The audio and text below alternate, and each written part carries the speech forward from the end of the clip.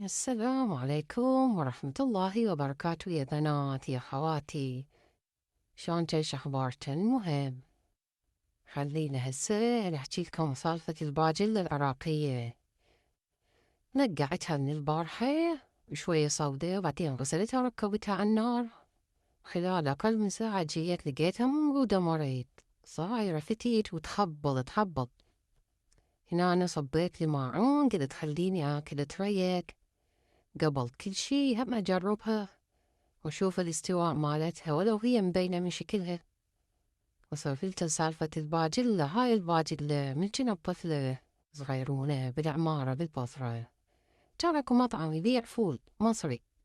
هذا الفول يجيبونه يسجونه هيك ويضربونه بالخلاط، يضربونه يخلونه هو والماي مالته والكشور مثل ما هسه أنا راح أسوي. شوف شلون ضربته بالخلاط. لا لما يصير هيك سائل يكون ولا حبة تبقى. ليش تضربينه كله تأكد يكون الحبوب كلها تنمرض. الباجلة طبعا الكشور ما راح تضر وهي الفايدة كلها بالكشور. يقول لك الألياف كلها بالدشر والفايدة كلها بالدشر مو باللب مال الباجلة. فبهاي الطريقة راح تقدرين تاكلينها. أضربها هنا أتأكد بأن هي كلها وهي بالجذر وهي على النار وهي دافية. أجيب المكسر هذا اليدوي، وحتى واحد ما عنده مكسر هي ممرودة واحد بالمس بالشفتير يقدر يمرتها. لا لما شوف شلون صارت هنا أنا حطيت التاوة على النار، حطيت بصلات فرمت لي نص راس بصل، وراح هنا أحمس البصل. حمس طبعا كل الصعبة من أصور ولازم التليفون بيدي مو مشكلة. أنا هيك قاعدة أصور للذكرى.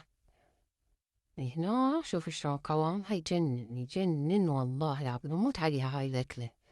فكان هذا المطعم يبيع من هذا الفول. هنا حمست البصل أروحا والله ألزم سرح 75 فلس عراقي. شوف هنا حطيت معجون راح أحمس المعجون. أنا من نحمس كلش وهنا بضيف الباجلة. المهم ألزم سرعة. وهذا المطعم المصري شو يسوون؟ يجيبون صمون كهربائي حاطينه مثل الترمس، نعطيني فلوسه 75 فلس كنا جهان، ويصب لنا بالصمونة الفول. يعني يصبه صب مثل الحنفية مو صبه بخاشوقة لو بشفتشير لا عده هيك شلون الترمس. والله العظيم وصار عليه كاتل بذاك الزمان بالثمانينات بالعمارة كان.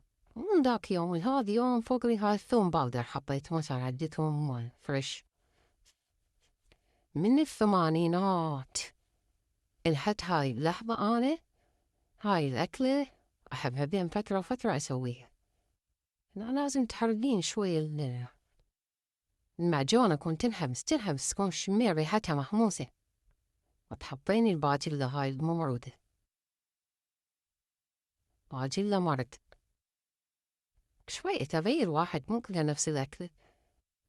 نغير بهالشتا هذا الباجلة مرة حميس مرة تمردينها مرة تسويها باجلة بالدهن على قولتكم باجلة بالدهن.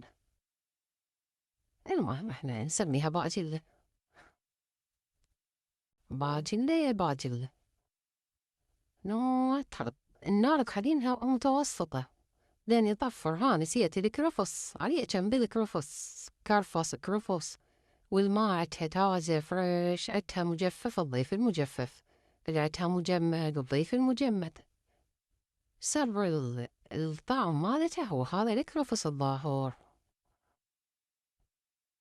وظلين خلطين بيه وتقلبين بيه يكون تاخذ لجعة شوية وتحركينه تاخذ لجعة وتحركينه مو تحترق لجعة حتى تصير بيه هاي الريحة هاي الطعم مال التاو. شايفة نسمس هالنار يا عيني من هسه الريحة بلشت. أنا طبعا سويت صمون بالبيت، صمون كهربائي سويته بالبيت، صمون حجري يمكن يسمونه صمون حجري هذا.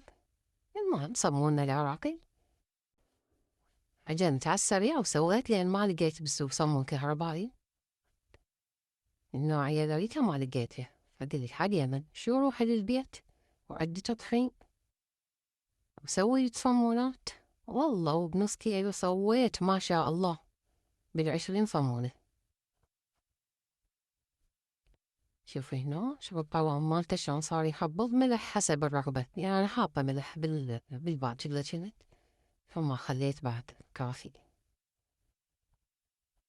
كمون حسب الرغبة همه، اللي يحب يخلي، أنا خلي ثوم، ما خليت كمون لأن ما يغير الطعم.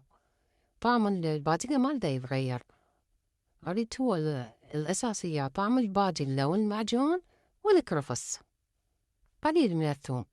شوفي هنا، هاي أجريت حصة مال صديقتي، راح أوديها الحبايب، حصة الحبايب.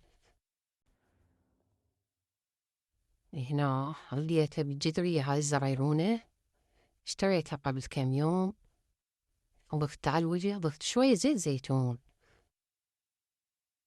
هم يحافظ على الوجه على مود ما ينشف، وهم يعطي نكهة. يعني هاي إضافات حد بكيفه. شوفي ايش حالاتها تهبل صارت. ويصمون اللي خبزته توب.